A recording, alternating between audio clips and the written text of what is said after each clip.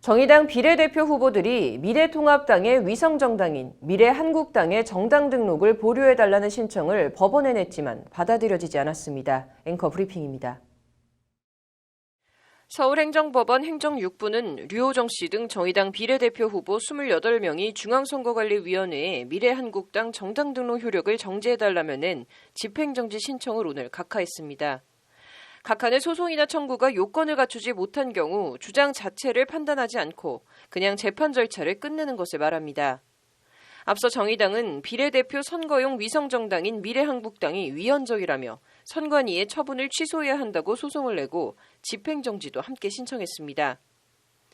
4.15 총선에서 연동형 비례대표 의석만을 노리고 만들어진 미래한국당은 국민의 정치적 선택권을 훼손하는 위헌적 정당이라는 것이 정의당의 주장입니다. 정의당은 또 자발적 조직이 아니라 하명에 의한 사조직이므로 정당법상 자격도 갖추지 못했다는 주장도 함께 개진했습니다. 이와 관련 재판부는 앞서 지난 19일 신문기일에서 정의당 측이 원고로서 자격이 있는지, 소송을 통해 구할 이익이 있는지를 주로 물은 것으로 전해졌습니다. 이에 정의당 비례대표 후보들은 선관위가 미래한국당의 등록을 받아들임으로 인해 참정권의 하나인 공무단임권을 침해했다는 취지로 답변한 것으로 알려졌습니다. 이대로 선거가 치러져 미래한국당에서 다수의 당선자가 나와 정의당 비례대표들이 떨어질 경우 회복하기 어려운 손해가 발생하므로 긴급하게 정당 등록 효력을 정지해야 한다는 취지입니다. 반면 선관위 측에서는 선관위는 정당법상 형식적 심사권만 가진 만큼 정당 등록 신청을 거부할 수 없다는 취지로 주장했습니다.